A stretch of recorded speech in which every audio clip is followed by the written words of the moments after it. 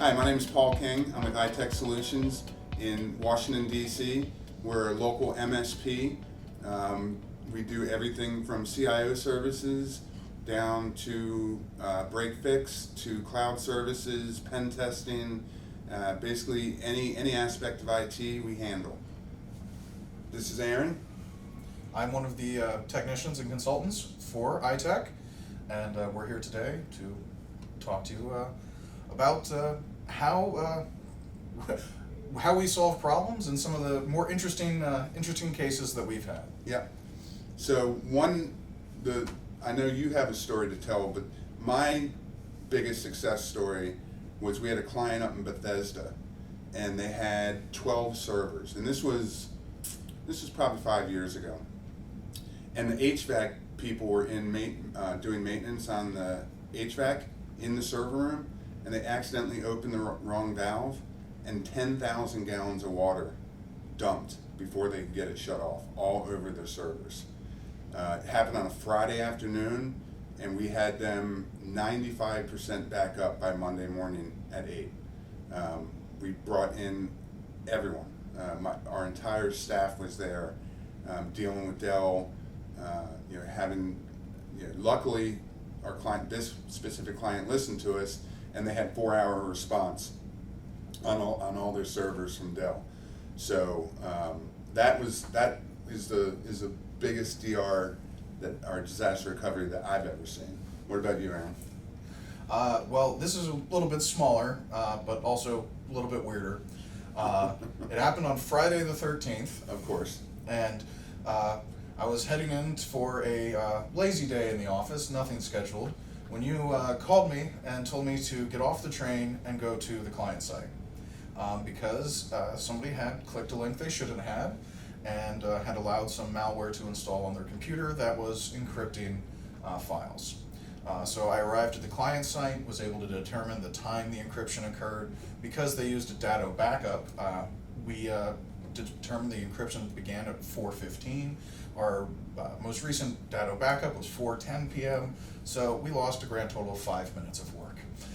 So we were able to, I was able to begin the restore, I was able to isolate the machine that had the malware installed on it, begin the removal process, begin the restore process to the server. But as I was standing in the server room, the air conditioning unit in the server room had a little condensation pump that would pump water up to the ceiling of the roof of the building so that it could be safely disposed of.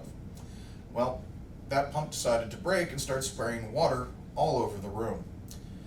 Luckily, I was standing between the servers and the pump, and when I shrieked like a little girl, everyone came in to see what was going on. And you were all wet. Yes. And we were able to turn off the air conditioning unit, which turned off the pump, which caused it to stop spraying water around the room.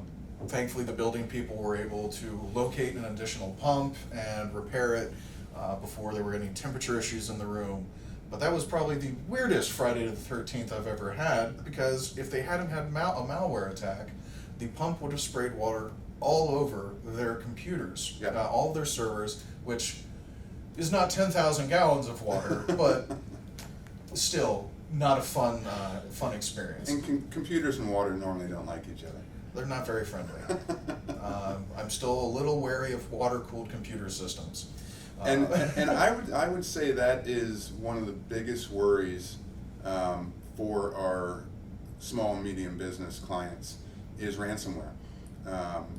It's the number one thing these days that is bringing companies to a halt, where they just can't work. And the companies who don't have a good backup, there's not a whole lot you can do. You can pay the ransom, but you're not guaranteed that they're gonna release the data. And that brings up a good point about disaster recovery and business continuity planning. And Dado is, if you've never heard of Dado, it is a local device that takes a snapshot of the server we do it every hour. You can do it up to every 5 minutes. But at ITeck, we set it up to take a snapshot every hour on the hour. And it also backs it up to the cloud. So the cool thing about the data devices is, in this case scenario, we were able to spin up a VM image of the actual server. The employees were able to go back to work, didn't realize they were working off of a different server. And then after we repaired the malware or the ransomware on the main server, at nighttime we just flopped them back.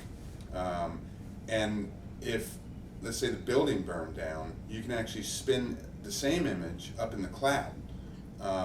Takes a little longer to get set up because you have to set up VPNs and stuff like that. But it's not just a disaster recovery platform, it's a true business continuity scenario.